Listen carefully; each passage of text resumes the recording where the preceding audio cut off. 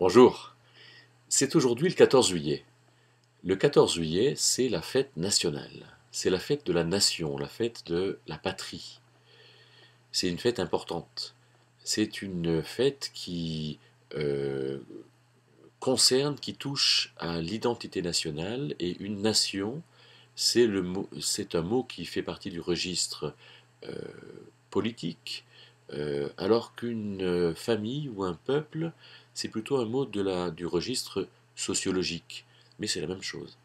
Une nation, c'est un ensemble de familles qu'on appelle un peuple, et donc des gens qui sont plus ou moins cousins, hein, qui ont une histoire commune, et qui vivent dans une euh, destinée politique commune.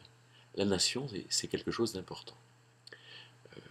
Qu'est-ce qui fait dans la Bible que la nation est quelque chose d'important? Eh bien, le fait que Dieu nous appelle à vivre en famille. Dieu montre comment ces familles sont là. Par exemple, la famille d'Israël, les 12 tribus d'Israël, ce sont des gens qui sont parents et que Dieu appelle à rester ensemble.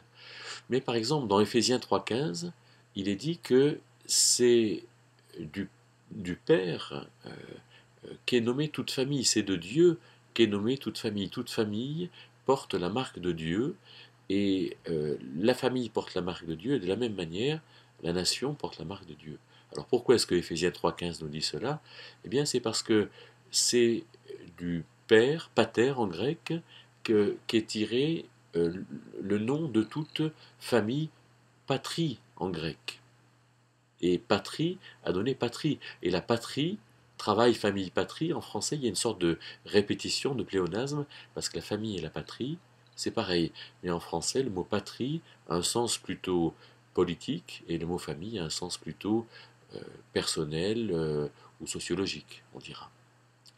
Alors, Dieu accorde de l'importance à la patrie. Et la patrie doit bien fonctionner. Et donc le chrétien est concerné par la patrie, le chrétien doit en quelque sorte euh, participer activement, de près ou de loin, au gouvernement de la nation, de la patrie, avec des choix politiques, avec finalement ce qui est en place quand il y a une démocratie, alors finalement proposer quelque chose qui collabore à la démocratie, qui fait du bien à la démocratie, que ce soit reçu ou pas. Alors que dit Jésus, par exemple, des nations? Eh bien, lisons dans Luc 22, on voit au verset 25, il dit: Les rois des nations les dominent, et ceux qui exercent l'autorité sur elles sont appelés bienfaiteurs. Bienfaiteurs. En quelque sorte, c'est assez étonnant de penser que Jésus reconnaît ou montre ou affirme ou dit quelque chose de dérangeant. Les rois des nations les dominent, quelque chose qui n'est pas très bon, et ceux qui sont dominés les appellent bienfaiteurs, et quelque chose qui n'est pas bon non plus. On pourrait dire en quelque sorte que les systèmes politiques ne sont pas bons parce que ceux qui sont à la tête du système politique ne font pas du bien à ceux qu'ils devraient servir. Ceux qui sont à la tête, ceux qui exercent l'autorité devraient faire du bien, et il n'en est pas ainsi. Alors, finalement, Jésus montre que la nation a un problème, que la nation a quelque chose qui n'est pas selon la pensée de Dieu. Ceux qui sont à la tête devraient faire du bien à ceux qu'ils servent, à ceux qui finalement sont sous leur autorité, mais aujourd'hui il n'en est pas ainsi. Il y a une nouvelle de Dino Buzzati, un auteur italien qui a écrit quelques nouvelles, dont Le Cas, Le désert des Tartares, que je vous conseille de lire. J'en ai oublié le titre, mais elle se résume un peu à qu'est-ce qui se passerait si ceux qui sont à la tête mourraient parce qu'ils sont infidèles ou désobéissants ou corrompus. C'est très intéressant d'avoir cette réflexion.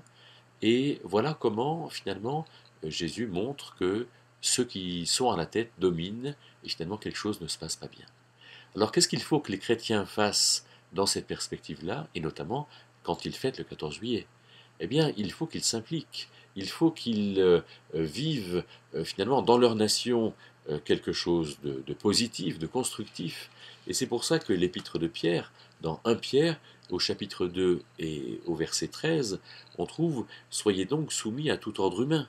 pour l'amour du Seigneur, soit au roi comme étant au-dessus de tous, soit au gouverneur, comme à ceux qui sont envoyés de sa part pour punir ceux qui font le mal et pour louer ceux qui font le bien, car c'est ici la volonté de Dieu qu'en faisant le bien, vous fermiez la bouche à l'ignorance des hommes dépourvus de sens.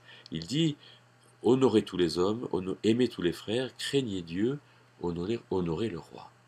Alors, ça montre que nous, les chrétiens, nous sommes appelés à servir l'autorité. Nous sommes appelés à dire peut-être quelque chose qui fâche. Par exemple, le meilleur des communismes, c'est ce que dit Lévitique 25 dans la répartition des terres, des biens, pour que chacun, chaque Français par exemple, ait le droit à la terre. Et le fait qu'on puisse donner le sol, une partie du sol, à chaque Français. Waouh, quel programme! Eh bien, il semble bien que ce programme aujourd'hui, parce que les puissants, les riches les dominent, alors ce programme ne soit pas, on ne puisse pas le mettre en œuvre facilement. C'est pour ça que nous avons à travailler en attendant que Christ vienne régner dans son royaume et qu'ainsi ce programme puisse être mis en place, puisque pendant le règne de Christ, alors il aura un sceptre de fer, nous dit le psaume 2, et nous aurons, nous, à conduire, à paître les nations, nous dit Apocalypse 2, 26-27, où nous dit 1 Timothée 2,11, si nous souffrons, nous régnerons avec lui. Alors que notre implication d'aujourd'hui, et notamment dans ce jour du 14 juillet, soit quelque chose qui puisse nous conduire jusqu'au règne de Christ.